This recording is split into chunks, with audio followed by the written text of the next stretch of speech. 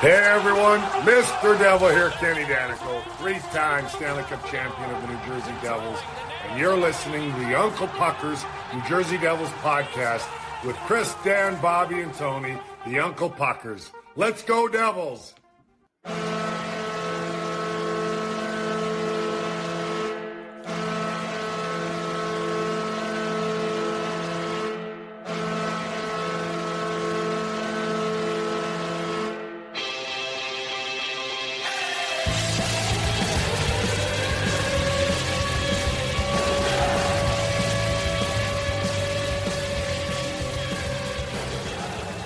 Now, 2023 did not end very well for this Devils team last Saturday night in Boston. But the start of 2024, a much better and much different result as we just whooped up on our nemesis, Washington Capitals, and overtook them in the Metropolitan standings. We are the Uncle Puckers, Chris and Bob, with you this evening. How are you, Bob?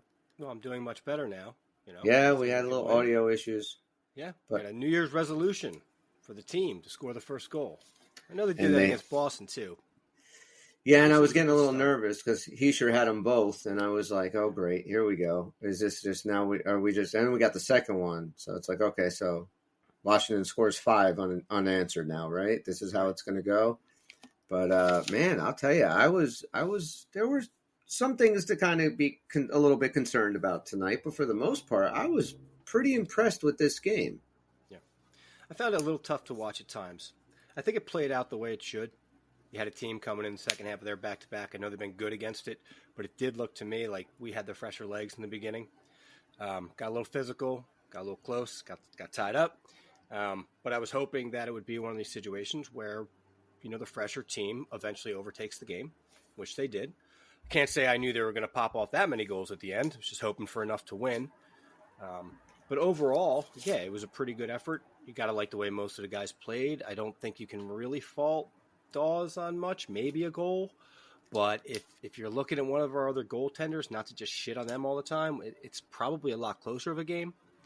And maybe if another one of the two of those go in, maybe we don't win because of when those goals would have happened. So overall, I think you got to be pretty happy. And goals aside, the highlight for me before the goal even happened was when Mikey McLeod started his own goal with that board shot with like 20 seconds left. He goes down and scores. They'll call it a highlight reel, call it whatever. It's kind of a lucky spin around goal. The way he started it was amazing. I call it the turning point of the game. Oh, sure. That was the turning point of the game. They come down, they score, they tie it up 3-3 late in the second. Same exact thing that happened in the first.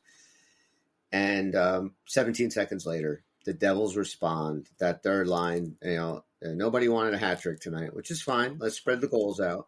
But I thought that it was the turning point of the game, and the Devils didn't look back. They came out in the third. I liked that they played defense in the third. They clogged up the neutral zone. I wanted to point that out. I was like, did I just see what I think I saw? You saw the trap. Up. Yeah. They said, listen, we're going to win this game. We're going to change our game, do whatever we have to do to win this game. Now, I mean, Dan and I had a big discussion about how I feel like our defensemen don't know when to stay back. They feel like they're constantly joining the rush. Sure. Yeah. And in the third period, and they were talking about it on the broadcast, Danico and Bill Spalding, that Kevin Ball had jumped into a play, and next, we're up by 2 at that point, and Washington had a good chance going the other way. And that's the little things that our young defensemen and our veteran defensemen need to learn, especially when you have a lead. You don't jump out into a rush. You just, sit back, let the forwards do their job, get the puck in deep, try not to ice it, and eat up clock. And if you have an opportunity, you step on the gas and you go. Thank you, son. You're the best. I have new headphones now. Spare headphones. What's that? Another Max Hendro moment. Yeah, exactly. So, but I thought that they did a really good job with that in the third period of just locking it down, not giving them much, and taking what Washington gives you. And what happened? It turned into 3 more goals, or 2 more goals rather, because of that, because of their patience. They took their chance when they had it. And look, Shepard probably would want a couple of those back tonight, but we got those bounces through some hard work. I still don't like the way we play in our defensive zone sometimes. Just so much trouble getting the puck out. And we don't. I haven't seen them clog up the neutral zone when they had a lead like they did in that third period, and that was impressive because Washington, and we talked about it through text in the first period. Once Washington started laying the body and started hitting our guys and playing physical, we kind of fell apart a little, and they got their goal. Yep. And then late in that period, and it looked like it could go a different way. Yep. And I really like how this team played. When it was 2-0 and they were on their power play, and all they kept talking about was how bad they've been on the power play, I just felt like it was a bad omen, and I really started to get nervous in my stomach. Please don't let them score on this power play. I think it's going to change the game. And after they scored 2-1, boy, did they give it to us, right? Oh, yeah. They did. Thank God that period ended. Then we kind of regained control of the second period until the same thing happened again. And I'm like, well, what's the chances now that this bad power play is actually going to score 2 in a row? And like I said, it wasn't an easy game for me. I was not comfortable. The Demons just kept sitting there saying, this is going to suck. But then I realized how hard the guys were working. And again, the legs, it all just kind of worked out in the end. I got a lot more comfortable the 17 seconds after they tied it at 3. And McLeod scored that goal. And I thought to myself, that's the response. That's what this team needs to go into the third period. Take it back. Take that momentum right back. You let them feel good about themselves for a quarter of a second, and then you ripped it away from them. And that's what this team has the capability of doing, and they need to do it more. And I felt much more comfortable sitting down to watch that third period. And that was a deep rip too, because their goal came with like a minute left. That dreaded just about a minute left. Exactly. We just tear it down with 15 seconds left on, again, a very hard working goal. And to your point about Dawes, solid, man, just solid. It doesn't seem in just a very small 2-game sample we've seen of this dude up with the big club. It doesn't seem like you're going to beat him with too many soft goals. He seems like the kind of goalie that you're going to have to work for them. And maybe that what was it, the second goal that Washington scored was a little iffy, but again, it was a power play. And you say, how could this bad penalty power play, score twice? Well, because they're playing a really bad penalty kill. I thought we were getting better at that for a while, right? We were up until Saturday night against Boston, and now it seems like there's a bit of a sieve there going on with the penalty kill. Yeah, I just feel like, to your point about Dawes now, I think that he's gonna stop most of the ones. He's not gonna, a lot of softies in, but more than that, he's coming up with like those 1 or 2 really big saves each game, like clear-cut breakaways or, 2-on-1s, kind of like just really high-quality danger chances. And he's not going to stop all those. But we never said that we needed like the best goalie in the world. Other than the summer, we said if we had Hellebuck, that's a different chapter, right? That's like an X factor. But we don't have that. But, I mean, I really don't like constantly shitting on our guys because I think they're kind of what brought them to the NHL is still in there. Schmidt, a little bit younger, so he's going down, gets seasoning. V, whatever. But then, you just can't deny anymore that we literally have the worst stats of all the National Hockey League teams in goal. So we could say what we want about the defense, and a lot of that's true, team or D defense. But they are way below expectations in all factors. And what was it, 2 shows ago or so, we said, why not give Dawes a solid chance? Yeah. What if all of a sudden this guy comes in, he wins 14 to 20 games or something? That's how a lot of these goalies are made, right? You don't know what they're going to come up with till they do. I was that guy, Seattle, who got the shutout for the Winter Classic, right? Joey Decord. I was listening to his story today. He's 27 years old. He spent 5 years in the minors. He came up, where he had 17 games over 5 years in the NHL, and just kind of waiting for that opportunity to get a little steady. Now, we don't know what exactly he's going to be coming. I mean, we saw Jim Carrey win the Vezina, you know what I mean? Like, That's things right. happen. That's right. Then he made Ace Ventura 2, and we never heard from him again. He started talking out of his ass. But, those types of things happen. Sometimes you just get that solid chance, not anointing Dawes with anything, but there is a comfort factor watching them. And I think from what I gather from a lot of people on social media, there's a lot of us rooting for finding that answer in-house, so you could shore up some other areas. I think that we'll always still clamor for the days of Brodeur or a Hellebuck, who just got, third star or something. He was 7-0-1 with a 1.48 goals against. Like, he's really turned it on lately. Used that. Yeah, no doubt. Look, I thought that, yes, of course we want the answer to come in-house, and we want, Nico Dawes to be that answer. My thing is, do you still need somebody now? Because Vanacek is just not seem like he is finding his game. And he looked good for a little while. And, do you still, if he goes out Friday night against Chicago and plays poorly, do you still then make that move if you can, for a goalie? Or do you say, okay, look, Dawes is our main guy and we're going to run him until we can? I think you do if you can, because even if you get somebody that winds up being equally or better, and now we're back to kind of a 50-50 tandem, at least you've got a 50-50 tandem, which is normal in the NHL these days, right? That you just feel a little bit better about. I just would not give up certain players. And one of us put out a tweet today, or an X, about that was Tony. Possible trade rumor, which had the most traction we've ever gotten on that platform. Certainly a lot of opinions going back and forth.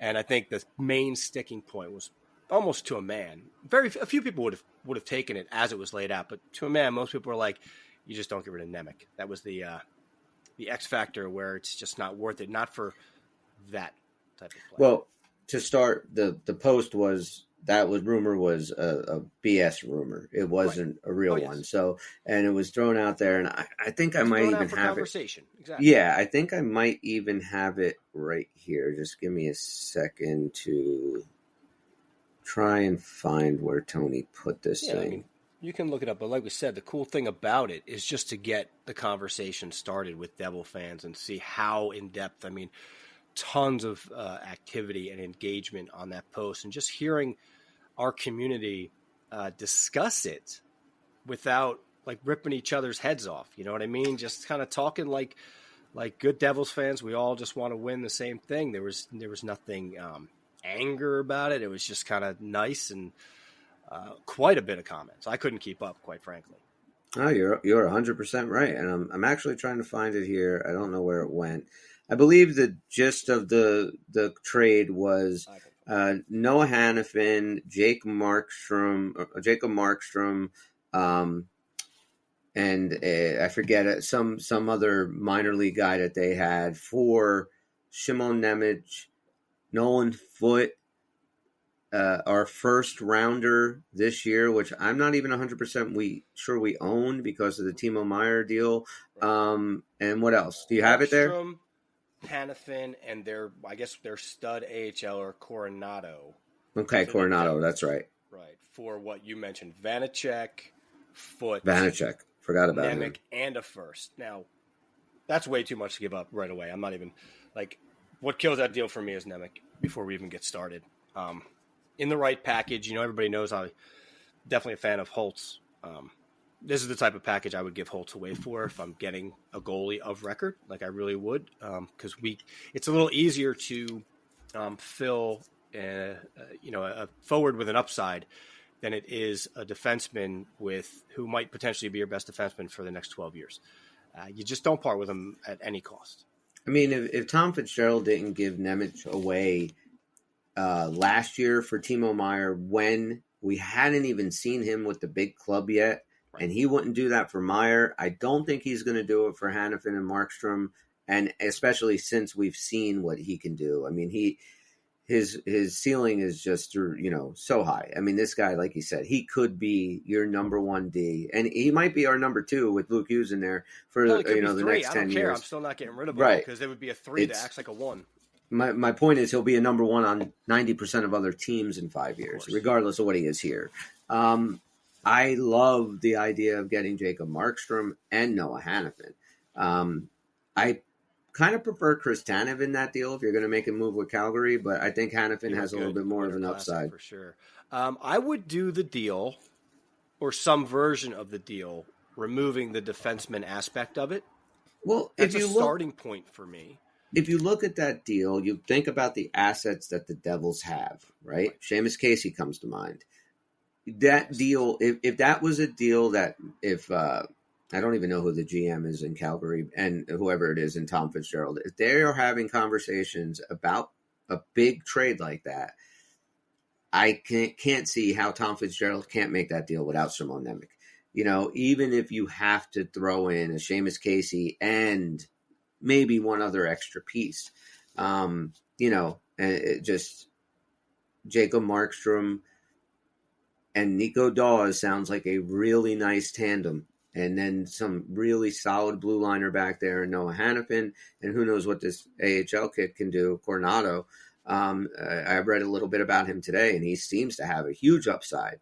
So it's going to be interesting to see what Tom Fitzgerald does. The problem is, and this was, I was on X with some of our listeners today back and forth about, unfortunately, there are still 5 or 6 other teams that aren't going to be in the market for a goalie.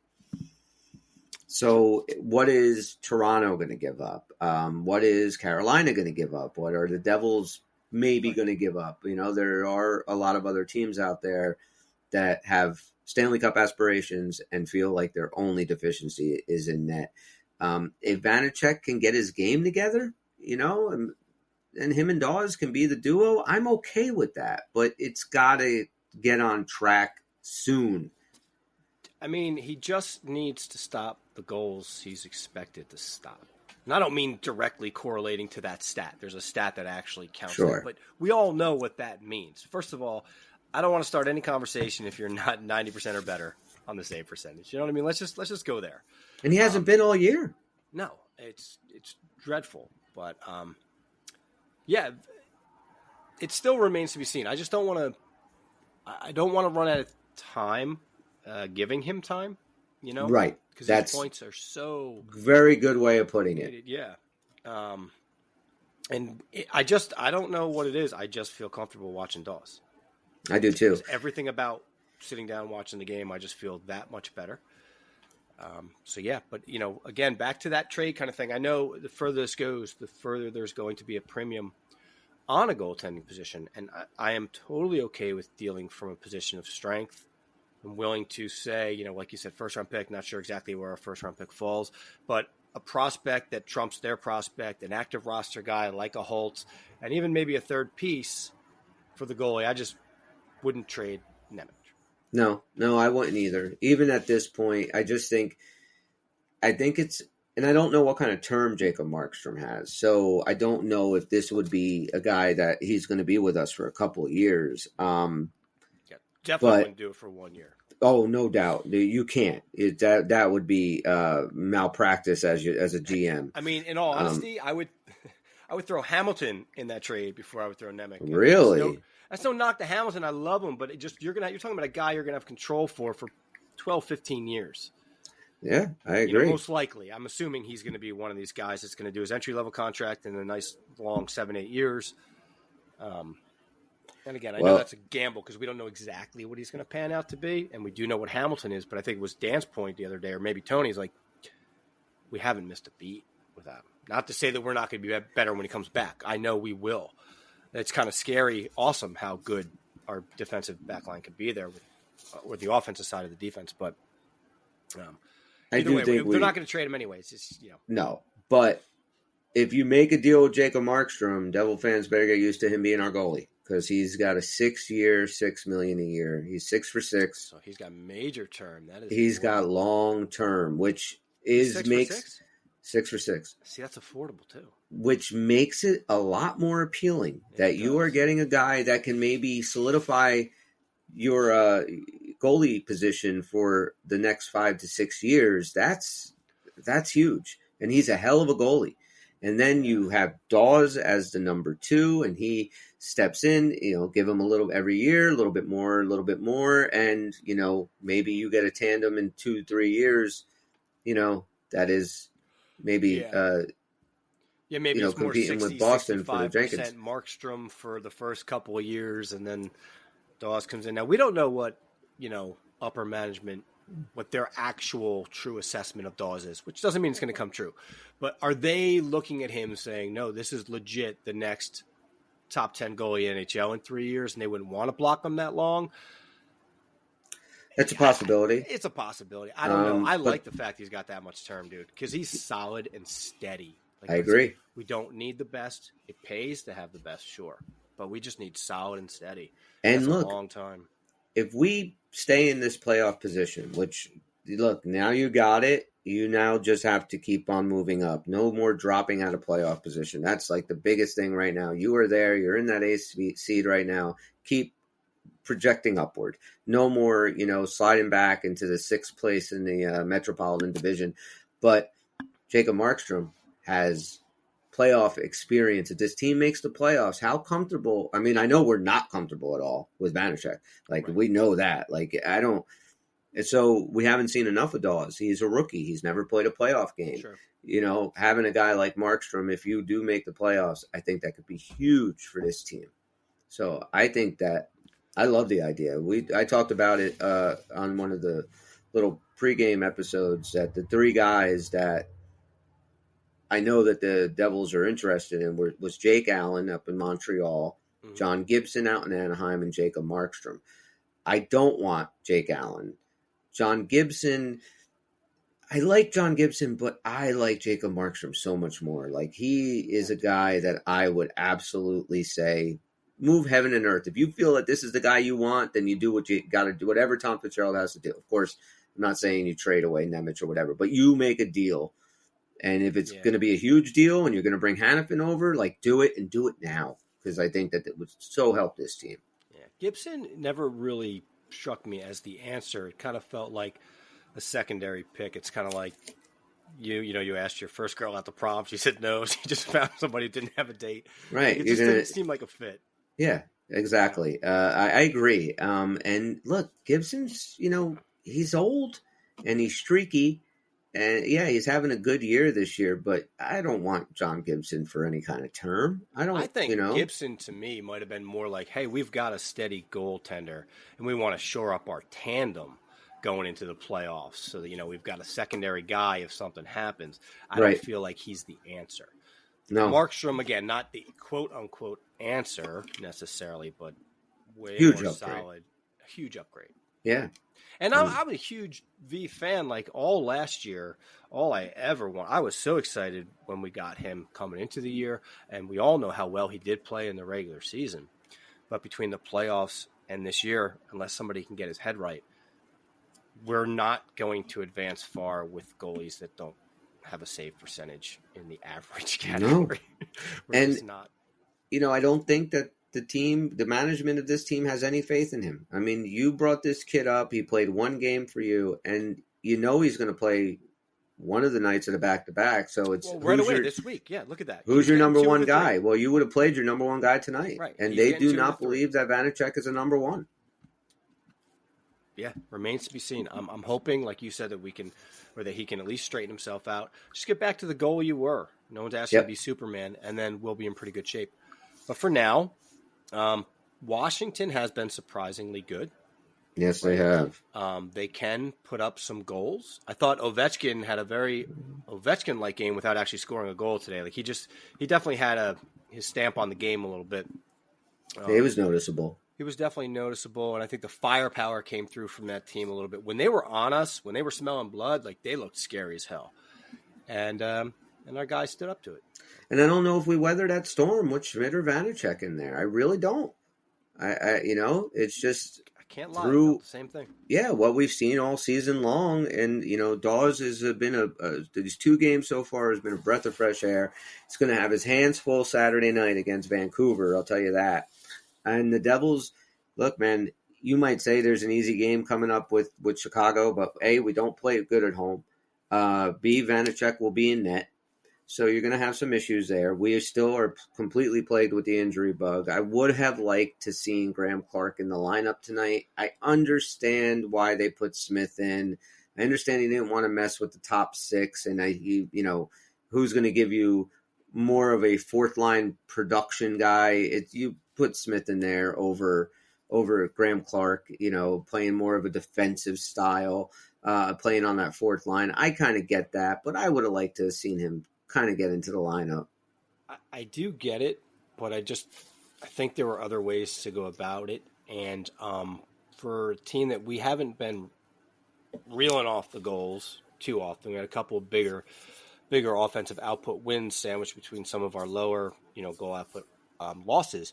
I feel like other than Bastian making a couple of good plays today, he probably could have slid in there on the fourth line. But that's my point, though. Like, you're not looking for offense on your fourth line. So are you? I know. Are you kind of neutering Graham Clark, putting him out there, and then maybe he makes a mistake that other guys can't cover you don't for? Have a problem neutering Holtz down there. Yeah, So, that's true. I'm just saying to get the guy in. A lot of people were talking about their parents flew down. Well, that doesn't mean anything. That's not why you make the roster. You know what I mean? Like, you got to put. I actually like Smith being in there because of some of the things he brings. I liked again today what he did. There was a scrum behind the net, and he stepped in. He's like, "No, you'll scrum with me, not with him." That's right. He still will get a bonehead penalty. He'll still. He almost didn't tonight. Let's just put it out there. Like, he has to fucking get it in, right? At 8 seconds left in the game, the dude takes a penalty. You're up 3 goals, and the dude takes a penalty with 8 seconds left. Like, you looked up and you were like, shit, I hadn't been in the box all night. I got to take this now. If I still played fantasy hockey, I might draft him last just to make sure I get a penalty minute tonight. You'll definitely get that. It's pretty much guaranteed. But, but where do you put Graham Clark? This is also what's happening with, a lot of this team and a lot of you looking down in the AHL, like the guys that are in the positions now, they're going to be there for a long time.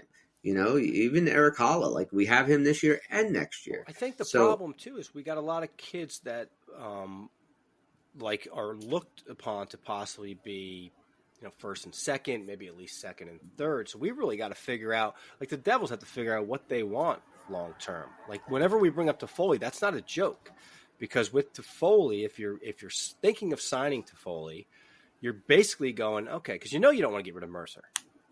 You don't want to no matter what. So now you're saying to yourself, okay, so which one of them is really going to be a steady presence on the top 2 offensive lines? Because we're kind of stacked there. Yeah. In a good world, to me, you got to start. If all things were balanced, you're going to start bringing that third line back to like a Holla with Palat and a complementary piece, and not be throwing either one of them up in like the second line, because I think their value actually increases in a third line role. But we've got like a Graham Clark. If they decide to sign Toffoli and extend Mercer, which I prefer they do, where is he ever going to play in the next 4 years? Maybe Calgary for Jacob Markstrom. Maybe. You have that was my point. Like, you have so much talent down there that you really have to stop and look at guys that you drafted high, that you have big expectations for, and then say, how are they going to slide into this lineup over the next couple of years? Yeah. And if there's what makes that so hard. If we were rolling off the way we were supposed to, securely in a playoff position, dominating the league to a certain point, that makes those trades easier. Hey, we're here where we're supposed to be. These are the assets we can get rid of. But we're 2-3 game losing streak away from looking like absolute shit again. And then you start thinking, well, I don't want to get rid of such a promising asset if we're not going anywhere. So I think it would be so much easier on everybody, and by everybody I mean upper management, to make these decisions if we were playing more to our potential. Well, and also, Fitzgerald and whoever's making these decisions with him have to look at this team right now and say, realistically, where do I think we're going to end up? Realistically, if I don't change anything on this team right now, do I think we're going to make the playoffs? If we do make the playoffs, do I think we're going to win a round? Do I think we're going to win a Stanley Cup? You have to answer those questions honestly. And most likely the answer is going to be, I know this team can make the playoffs.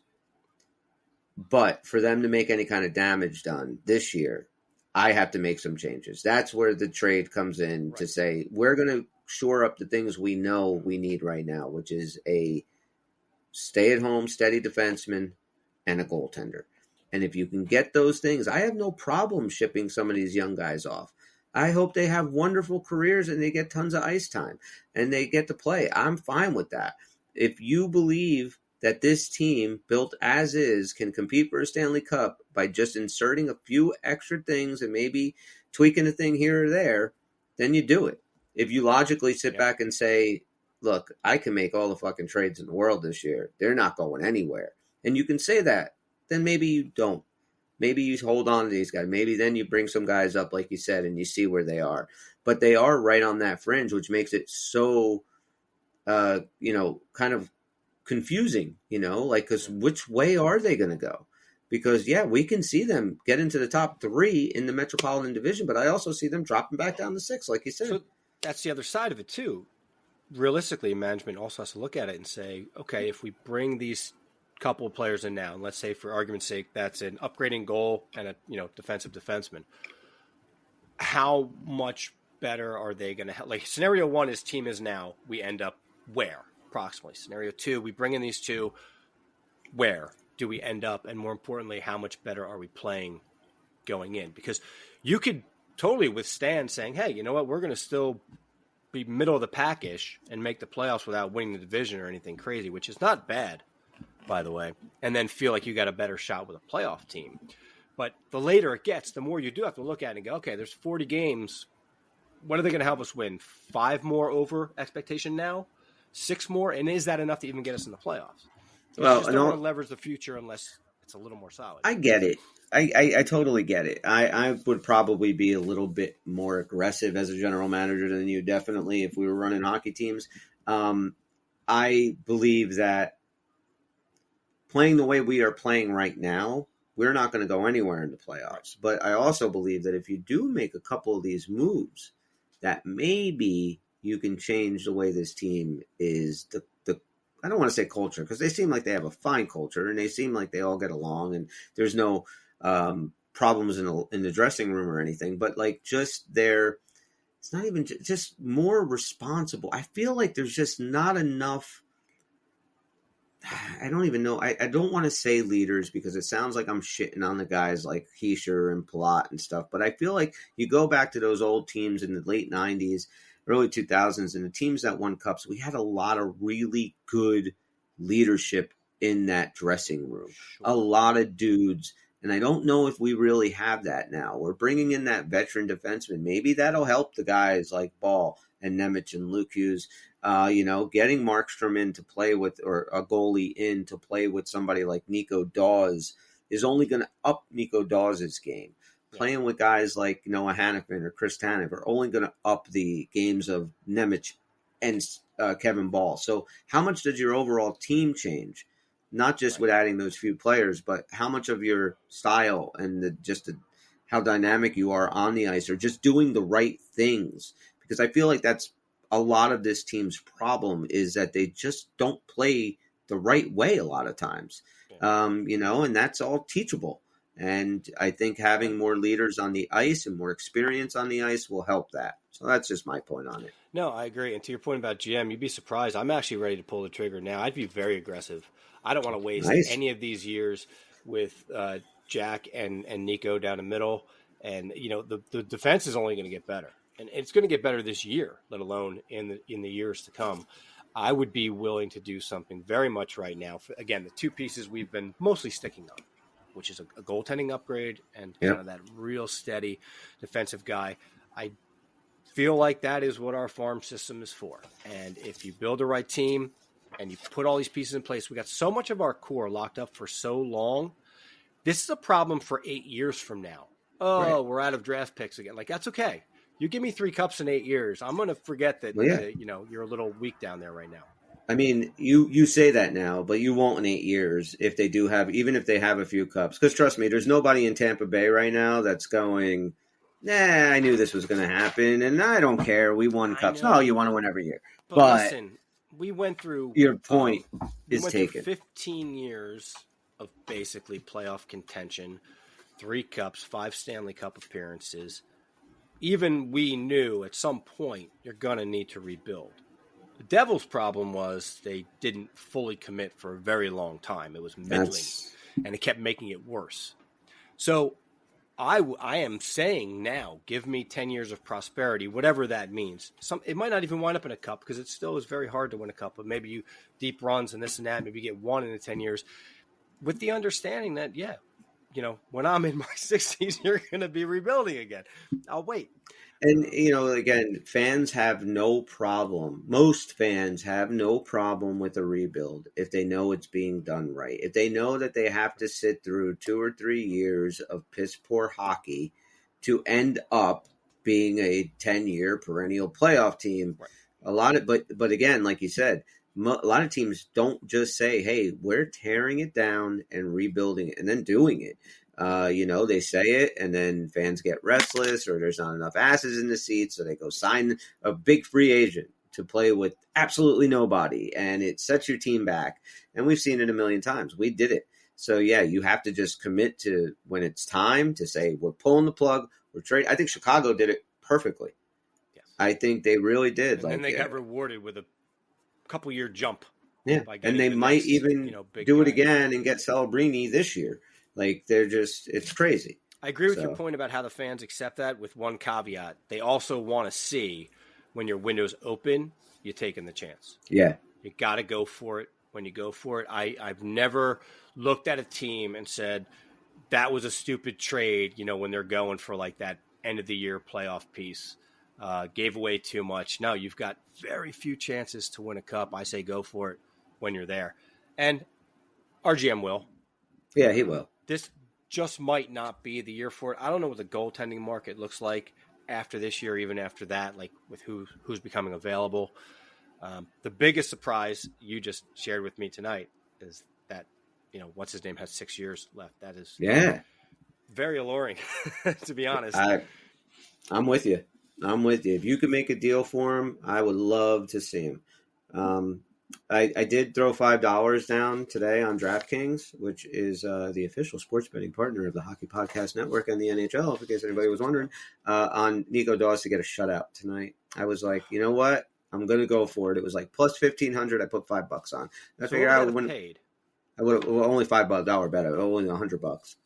But still, $100 for a $5 bet. $5 bet would have got you 100. Yep, on that one. Learn how this shit works. Yeah, but it was not to be. But I did download the app and I used code THPN originally, and that's what I put my bet on. And if you're interested in doing it, Bob, or anybody else, if you want to learn how to, lose your mortgage payment and your kids' college tuition, all you have to do is download the DraftKings Sportsbook app now and use code THPN. And new customers will get $150 instantly in bonus bets for betting just $5 on hockey. That's code THPN only on DraftKings Sportsbook, an official sports betting partner of the NHL. The crown is yours. Bonus bets expire 168 hours after issuance. Gambling problem? Call 1-800-GAMBLER or visit www.1800gambler.net. In New York, call 877-8-HOPE-NY or text HOPE-NY. In Connecticut, help is available for problem gambling. Call 888-789-7777 or visit ccpg.org. Please play responsibly. On behalf of Boot Hill Casino and Resort, 21 plus age, varies by jurisdiction, void in Ontario. Bonus bets expire 168 hours after issuance. See dkng.com/hockey for eligibility and deposit restrictions, terms, and responsible gaming resources. NHL and the NHL Shield are registered trademarks of the National Hockey League. Copyright NHL 2024, all rights reserved. Now, I wanted to ask you, because you got to watch the game on the national broadcast, what were they saying about the Devils? So it seemed like in the beginning they were definitely fair about both teams. They did mention, of course, that the Devils probably expected to be a little higher in the standings. They did talk a little bit about a lot of our budding superstars or current superstars, as it were. Even towards the end there, they started talking a little bit about how they expect our defensive core, because it was a lot of changes. Actually, all the changes in general, they did mention. It's taken a little while to gel, and I guess it kind of felt like they were saying that they expect the team to certainly be better. in the second half. I didn't like that twice after McLeod made it 4-3. They were so excited. They just kept saying how now we're all knotted up twice going into break, tied. I was a little pissed at that. I'm like, no, Right. The whole point of this is that we're up 4-3, not that we're knotted up. But I would have to say it started off pretty even. They did it seemed like to me, they got very Capitals heavy for a while though. Mid-second towards the end, second intermission, they literally said, yeah, this is what happened in Mission. Now we got to talk about the Capitals. And it was, maybe they talked about the Devils a lot in the first intermission. I didn't notice because I'm biased, but it did seem a little Capitals heavy at that point. But overall, once the Devils kind of took over in the third, then it was the Devils show again. And they were just, hooting on about our potential and how good and that kind of thing. So it was one of the better national broadcasts, I guess. Was it Ray Ferraro? No. Oh, who was it? I actually don't recall the two names. I know if I saw them on the screen right now, I'd say, yeah, I know those names, but I don't. I really like Ray Ferraro when he's fantastic. I've always liked the Ferraros, which is so weird to me that back in Providence in 1994, you were yelling, kill the Ferraros. I was like, what did they do to you? They were wearing Ranger jerseys, Bob. Binghamton Ranger jerseys. They were wearing Binghamton Ranger jerseys with their silly little mustaches. How many times did you come up when we went to a Providence Bruins game? I only got the two memories. I know you were talking about with the guys the other day on the Lindros. The Lindros, so it was definitely when he walked on our row and we had to stand up to watch his tree trunks walk by us. Yeah, that guy's huge. Dick. I mean, I'm not a big guy at all, but that dude's huge. Oh, that was huge. I think. Okay, so I remember seeing the P Bruins and the Binghamton Rangers. I remember seeing the Boston Bruins and the Flyers.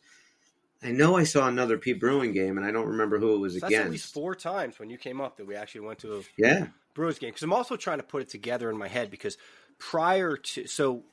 after high school, my freshman year, which I'm sure you came up for, I was not a hockey fan yet because I didn't watch hockey until that spring of '94 with you against the Rangers. So maybe you didn't. I'm trying to see if we went to a game that year because I knew who the Legion of Doom was and the Flyers were by the time we had that Lindros incident. So that had to be the 94-95 season. That was right after 95. It was right after we won the Cup because one of us was wearing a Devils hat and Hextall made a comment like, oh, you guys jumping on the bandwagon. And I think it was Dan. It was like, actually, we're from Jersey. Everybody goes to school up here. And he was like, all right, if you're from Jersey, I'll let it go.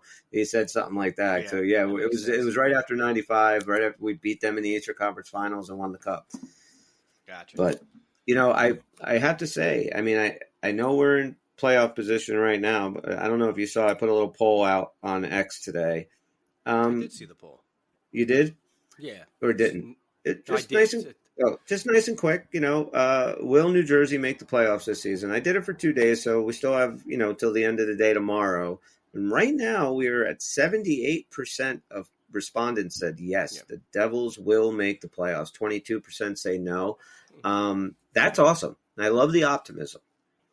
Well, let's take a dive into why, 2/3 or better would say that. Wouldn't you agree? I bet every Devils fan would that we have yet to play our best hockey, short of a game or two. And Absolutely. That's the best part. Goaling aside, which until a goalie proves to us they can be consistent, the defensive side of the game is the one I think will come around quicker, right? Like you said today, learn when to stay home despite your gifted advantages for your offense. Exactly. You don't have to make highlight reel shit every night. Play boring road hockey. Get the lead, sit back, and win the game. Take your 2 points and go home. Yeah. So I think it's a logical conclusion. I even read a couple of the comments some people were saying. People were really I loved it. Yeah. It was a lot of good feedback from our fans. But I think we're all doing that same thing. You look at the schedule coming up, right? So we have Chicago on Friday, Vancouver on Saturday, and then we're off until Wednesday, right? Thursday. And it's Thursday and Friday or Thursday and Saturday? Saturday. Okay. So we have our next 5 games then. So we have Chicago, Vancouver, Tampa Bay, Florida Panthers, Boston Bruins. And the last 3 are on the road. Is there no better time to go on a run than right now? I mean, if you could go on a run these next 5 games and in the meantime knock off Tampa, Florida, Boston, Vancouver, Yeah. I tell you, that would do wonders for this team's confidence. It would be excellent because we all know how good Vancouver is. You got Tampa Bay, who's right around us, so you want to put as much traction between the two of us as you can. Florida's hot again. They look like the team that's going to keep, making a lot of noise. So if you can knock them off, get revenge on Boston, it'd be a great time to go on like a good solid 4 to 5. But you can so see it going the other way, right? I could totally see us beating Chicago, losing to Vancouver, maybe beat Tampa, and then losing to Florida and Boston. Can't you see it going the other way too, though? Where we lose to Chicago and we destroy Vancouver, Tampa, Florida, but then lose to Boston again because I feel like they're our kryptonite this year, as like Washington was. God, I don't know, man. Only time's going to tell. That's the maddening part about this team is that a few games ago we were coming off a couple wins in a row. We were very ecstatic. Then we were all very bummed about the way they played against the Bruins, and I think that was. Not so much because they lost a game. I think we're very reasonable if they lose a game. But it was the fact that they just fucking got destroyed. Yeah. And didn't show up, and it was maddening.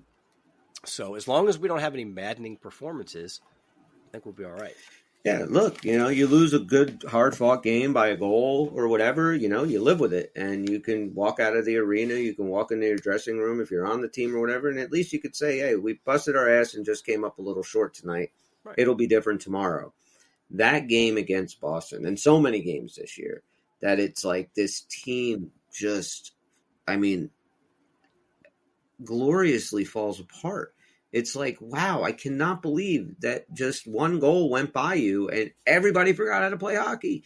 Yeah. Tonight, it didn't happen. That's why I say that McLeod goal was the turning point, because they come back late in that period, like you said, in the second, and we just took all that momentum right away. And I loved it. And another thing I loved about tonight, and I think this is something they can build off of, or at least this is something that will be extremely helpful for them.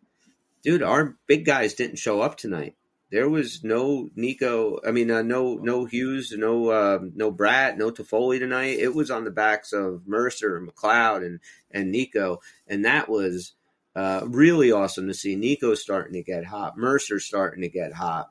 McLeod just, seems like pretty much I refuse. I don't give a shit. Bryce Salvador can try and get people to say Motor Mike as much as he wants. I will never say it. It's the dumbest nickname in the world, Bryce. If you are listening to this, the dumbest nickname in the world. Nobody wants to be called Motor Mike.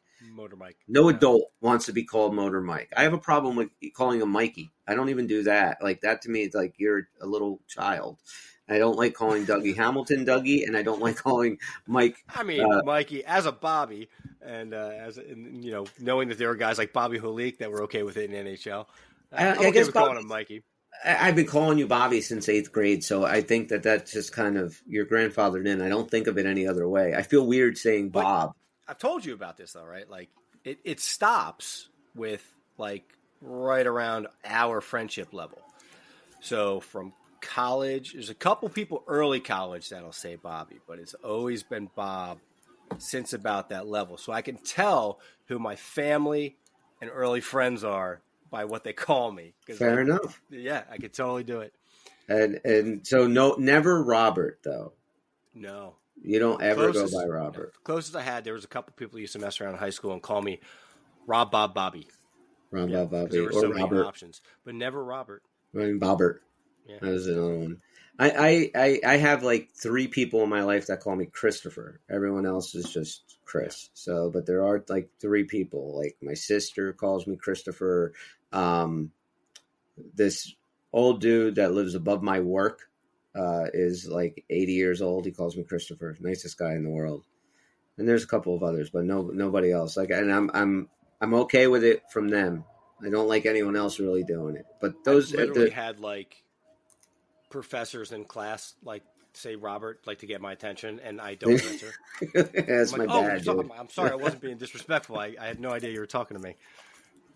That's funny. Yeah. So listen, I got a question for you. Yeah, go ahead. I got 2. Number one, what did you do with your $150 bonus bet from DraftKings?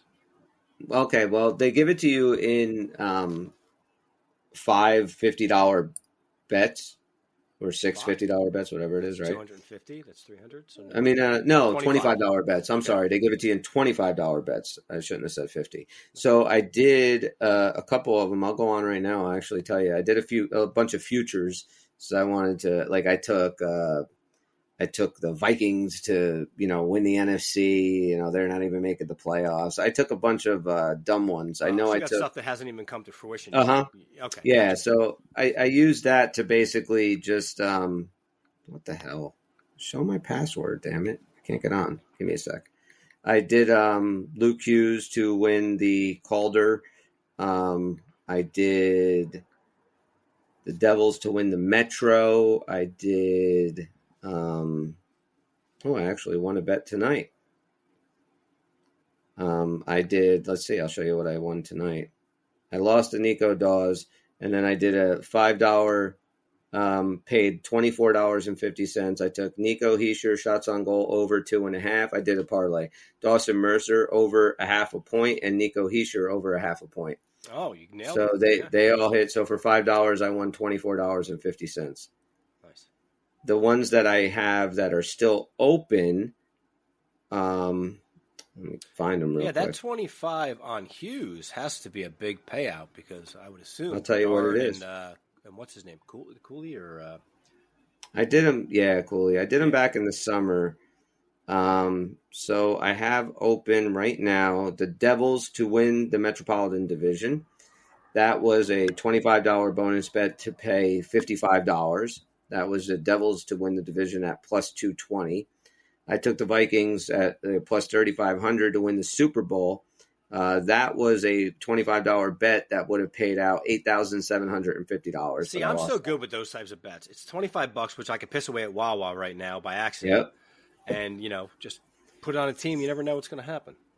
I have the Devils to win the Stanley Cup. I took them at plus 900. That was a $25 bet to pay $225. That's and I have Luke Hughes to win the Calder. $25 bet paid $175. So yeah, there were a couple of them. And I'm a surprised few how of them low those are. I guess that's because the expectations were so high. Yeah, I bet you if that same bet now, does it change? Oh yeah, the odds are different now. The odds are different now. Right. Yep. So I mean, I'll get them for the next show and tell me what they are. I'm just really bad. Like I see the stat line like at tonight's game before it started, and I know that we were the ones in the negative, which means they think we're going to win, but I don't know how to read it. Well, we're 170 minus 175. They're plus 350. I don't know what the hell that means.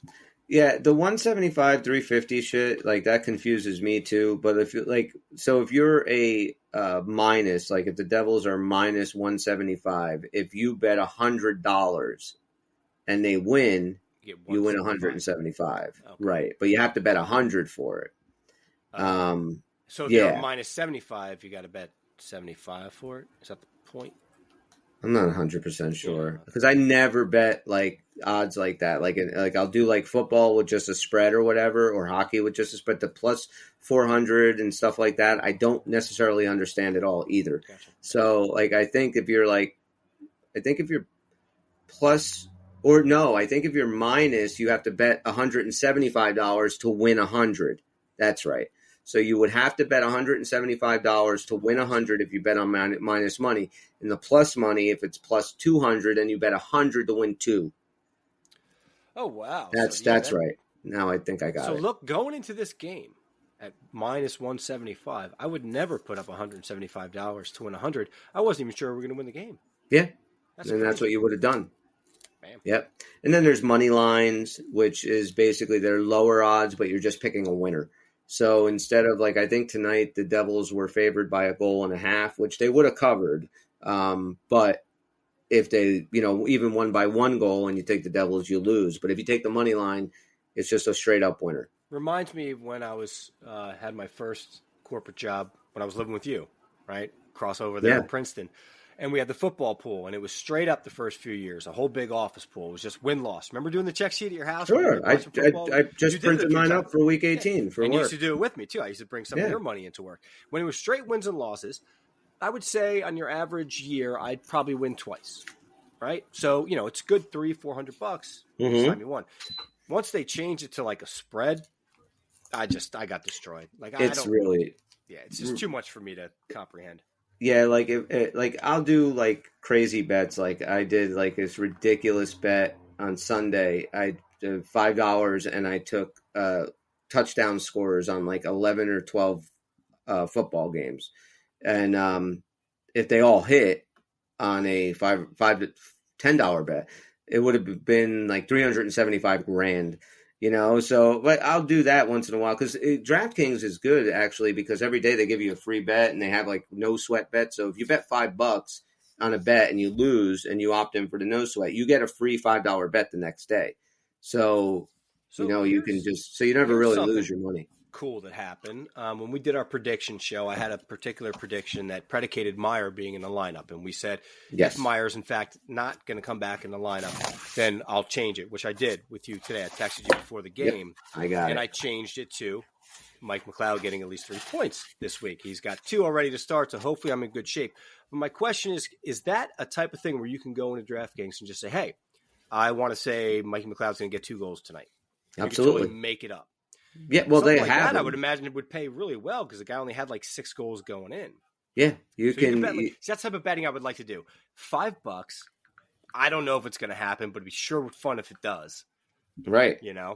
And because you never know when a fourth line player is going to pop off 2 goals and make you a pay. You can bet. Every player has different odds on goal scorers and stuff. Like in the NFL, when you bet NFL, like you can pick. Let's say if you're betting on, Deebo Samuel to score a touchdown, it'll be like maybe plus 200 odds or plus 200 money on that. But then you can, if you say he's going to score the first touchdown, it'd be like plus 500.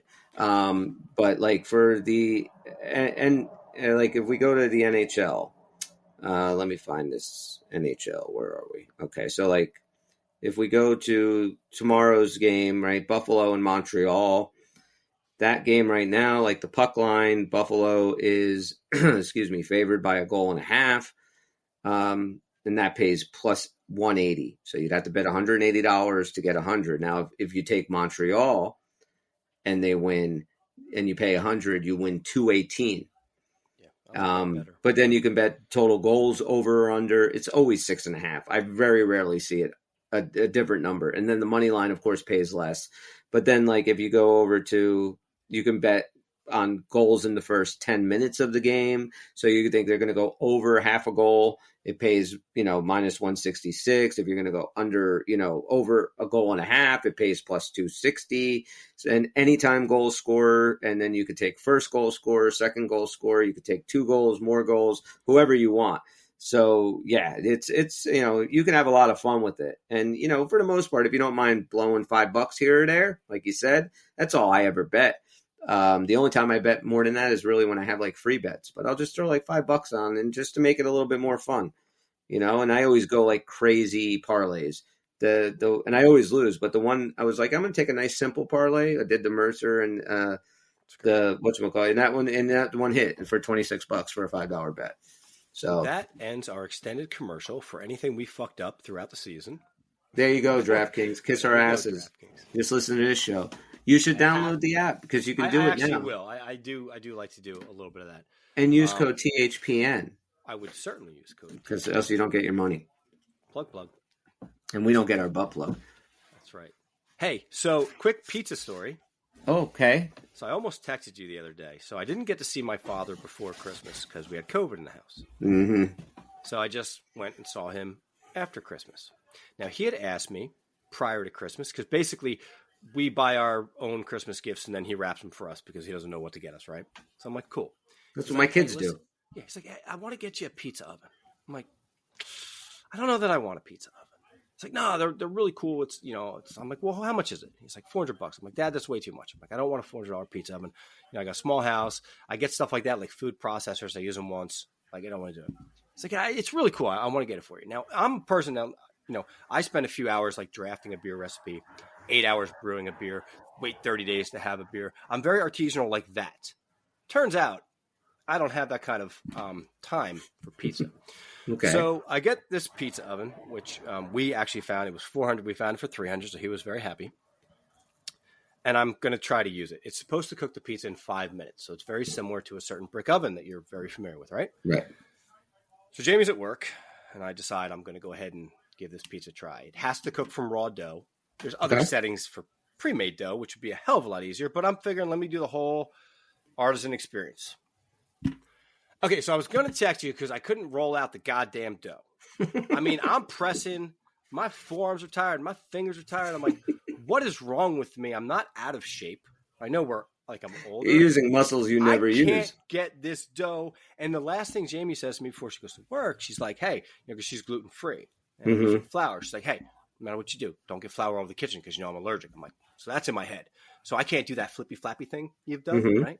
Anyway, this dough's not budging. But I finally think I get it to about the size of what's that big spatula you call for the pizza pan? What's that called? A wheel? It's got pizza a big wheel? You slide it in. Oh, like the cutter. Is that what you're talking about? The big pan that you slide into the big oven. Oh, the pizza peel. Pizza peel. Yeah, right. yeah. So I'm following all the instructions, at least I think, right? I'm having a hell of a time with the dough, but I'm using it on a big cutting board, and I've got flour on the cutting board. And then the next step, it says to pre-flour your peel before you start putting the toppings on. Yeah. Right? So, okay. So I start putting the sauce and everything while it's still on the cutting board. And now I got to put on the peel. And I'm like, I can't that's a pick mistake. it up. You So make your I pick pizza on the peel. No. Always make your pizza on the peel. I didn't. Okay. So I pick it up and I throw it on the peel. So what had happened when I threw the pizza on the peel is some of the sauce slid off to the front. But I don't think it's a big deal because I've never made a pizza before. It's going to have a hard time getting that pizza off. Right. My kid helps, right? So I'm putting the cheese on. We're taking pictures. We're having a good old time. The pizza oven's hot. I take the peel. I go to put the pizza in. I'm doing it real quick. I'm quick shove. It's not budging. I'm like, what's happening? Then I look in, and now I see like a splattering of sauce and cheese in the back of the oven. This oven's 750 degrees. Yeah. So it's already smoking. I'm like, all right. Now I need a spatula. So I get a spatula. Oh, and I also tried to like throw some flour under it last minute because I knew it got wet. That shit don't work. So I get a spatula and I put it in there. I didn't put it in all the way, right? So apparently, like I'm watching. Now this is the cool part. I'm watching the oven do exactly what I've seen like some of your ovens do. Like I see the cheese like rise real quick and then settle. Like it's cooking in 5 minutes. I'm happy with that. I pull it out, smokes everywhere, fire alarm's going off. I got to put the grease in, right? I got sauce everywhere. I got the pizza stone? Like it's supposed to get dark, to be seasoned. No, this thing's fucking cooked, right? So, but I pull it out and like the back half is like semi-burnt cheese, but the front half is like perfect. So obviously I didn't have it positioned right. Well, no, you probably did have it positioned right. You just have to maybe spin it halfway through. It wouldn't have mattered. So I take it out and like the cheese is perfect and the crust is, like half an inch thick and it's pure fucking raw. Yeah. I can't cook it anymore because the cheese is going to burn. So I take it out. I really want a pizza. Like I skipped lunch. It was like 3:00. I'm fucking dying. I talked to Jamie. She's like, just, you know what? Put it in the regular oven. Yeah, like a lower temperature and see if it cooks. I put it in there like 20 minutes, 30 minutes before it. That dough ain't cooking. Then I finally read the instructions. Like this pizza machine is good for 8 to 10 ounces of dough. And the dough that Jamie bought was 14. So I just rolled that whole thing up in a ball. Bottom line is, it is way harder to make a pizza than I thought. And I just don't want to waste my time when I could have ordered that shit from down the road. Well, I'll tell you right now, if I had $1 for everybody who thought that they can make a pizza, who I said, sure, come on back here and make one, and they fail miserably, I'd be a millionaire. But it's not your fault. You made a couple of mistakes, and I can tell you first off, your dough needs to at least get to room temperature. First of all, 14 ounces is way too big. Yeah, okay, I know that now. So you want to go with I left it out for like 3-4 hours. Thought that would be good. Yeah, keep it out. Let it 3 or 4 hours should have been okay. It shouldn't. So as long as it wasn't rock hard. I'm exaggerating, and it was 2. That could be it. Like 4 hours usually. Let it rise a little bit. Let it get a little bit softer, so it's more pliable, so you can work with it. Second off, use a rolling pin. If you don't know how to actually stretch dough, because that's something that takes a long time. My dough wound up being this kind of weird rectangle with some broken spots in it. I was like patching it. Yeah, that's fine. I mean, you get a hole in your pizza, you just patch it up. That's fine. Definitely not round. Kind of more like a bee, actually. Well, again, the shape doesn't matter. Doesn't matter. If your pie comes out and it's not perfectly round, shaped a little more like a football. Now, like the artisan places, all these coal-fired ovens places and stuff, none of their pizzas are fucking round. Right.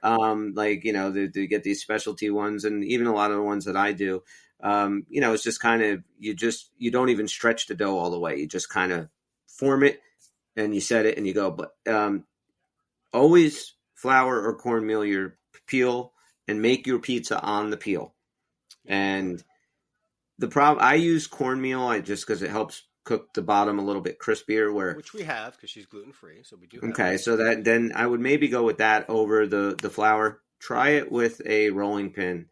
Keep it out for about 4 hours. Hit it with the rolling pin, and then just nice and easy, kind of just try and open it a little bit with your hands. You don't have to get into the whole picking it up or anything. Just to get it to a nice, maybe 10-inch is really all you're looking for with a 6-ounce dough. And then you make it and throw it in the oven, and that will cook perfectly. When I unrolled, like she got it from like Wegmans, right? It was a nice like dough, but it like rolled out like on a pin. It was like all I had to do was like cut it in half and like fold it. I could have had a nice like rectangular, perfect little piece of pizza dough. But I don't know. I was just trying to be all cool. But I tell you, that was hard as shit. Next time you're in town, I'm going to give you good pizza dough, and you go home and make it. So if we have any listeners left, just want to say thank you for checking us out. And you learned today that Bob can make make beer, but he can't make pizza. That's right. See, and I'm happy with that. Can make pizza. We should go in business and just open a brewery that serves pizza. We'd be fucking billionaires. That's it. Sounds perfect. Let's do it. Thank you guys so much for checking us out. We will be back on Friday after the Red Wing or Blackhawk game. And Bobby won't be joining us because he's a loser. But that's correct. Yeah, you won't be with us. But wherever you're listening to us, thank you so much for checking us out. Give us a like, a subscribe, a download, positive review, 5 stars. It goes a long way to help us promote the podcast. For Bobby, I'm Chris. We're the Uncle Puckers. Thank you so much for sticking with us tonight, and we'll see you on Friday. See you. Bye-bye.